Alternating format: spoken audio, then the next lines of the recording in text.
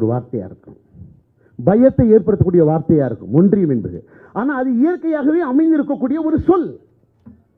மனிதர்கள் ஒன்றியத்தோடு இருக்கும் பொழுது அங்கே சமூக நீதி நிலை பெற்றிருக்கிறது. இந்த புத்தகத்துடைய தலைப்பை நான் பார்க்கும்போது நான் சொன்ன மாதிரி திறக்கிறேன், மூடுறேன், இதோட கனெக்ட் பண்ணுறேன், அதோட கனெக்ட் பண்ணுறேன். புத்தம் பிளஸ் திராவிடம் plus Visika is equal to சமூக நீதி. எங்க பார்க்கிறேன் அப்படின்னா, பௌத்தத்தை ஒரு நிறைய இடங்களில் சொல்லியிருக்காரு. அறம் எங்கெல்லாம் வெளிப்பட்டது பௌத்த காலத்தில், பௌத்தம் எதெல்லாம் அறமாக சொல்லுகிறது அப்படின்னா, பாபா சாஹிப் அம்பேத்கருடைய புத்தரும் அவர் தமும் இல்லை ஒரு பகுதி. அதில் புத்தர் தன்னோடு இணைத்து தன்னுடைய பயணத்தை ஒரு 7 குழுக்களை இணைச்சிட்டு போறார். அந்த 7 குழுக்கள் யார் யார் அப்படின்னா, அதில் சொல்லப்பட்டிருக்கிற வார்த்தை இது: விபச்சாரிகள், குஷ்டரோகிகள், இன்னைக்கு வார்த்தைகள்லாம் மாறி இருக்குது, பகுத்தறிவு இல்லாதவர்கள், இப்படி 7 குழுக்களை அவர் தன்னுடைய பயணத்தில் கொண்டு போறாரு. அதுதான் பௌத்தம், அதுதான் அறம்னு மூரா அவர்கள் இதில் ரொம்ப அழகா அழுத்தம் சொல்லியிருக்காரு.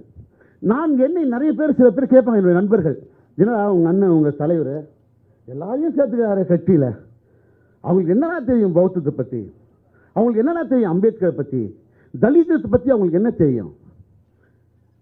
இங்கே நம்ம கனெக்ட் பண்ணும்போது பார்த்தோம்னா, அங்கே புத்தர் பகுத்தறிவு இல்லாத, புத்தர் தொழுநோயாளிகளை, புத்தர் விபச்சாரிகளை எல்லாம் தன்னுடைய பயணத்தில் அழைக்கும் போது எல்லாரும் கேட்குறாங்க, என்ன புத்தா இவங்களெல்லாம் கூப்பிட்டு போயிருக்கீங்களே?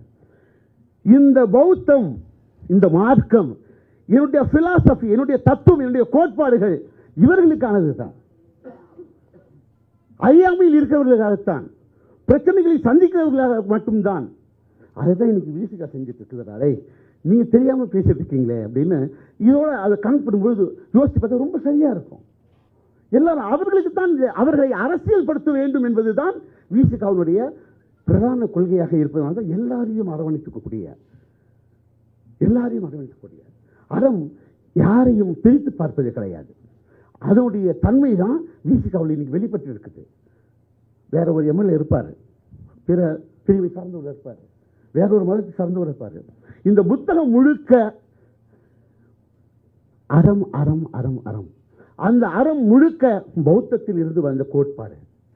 இதைதான் பண்டிதர் அயோத்திதாசர் அந்த மக்களுடைய, குறிப்பாக எங்கெங்கெல்லாம் ஒடுக்கப்பட்ட மக்களுக்கு அவர்களிடத்தில் அந்த பௌத்தம் குறித்த கோட்பாடுகள் அவர்கள் வாழ்வியலோடு சேர்ந்து இருப்பதை கண்டெடுத்து கலாச்சார பண்பாட்டு மறுமலர்ச்சி உருவாக்க தொடர்ந்து எழுதி கொண்ட அந்த பணியை இன்றைக்கு தொடர்ந்து மூரா அவர்கள் செய்து கொண்டிருக்கிறார்.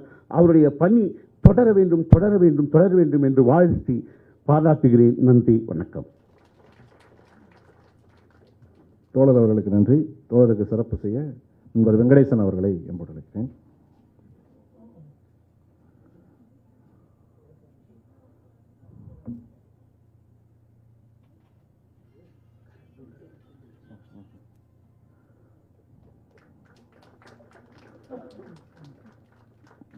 நன்றி.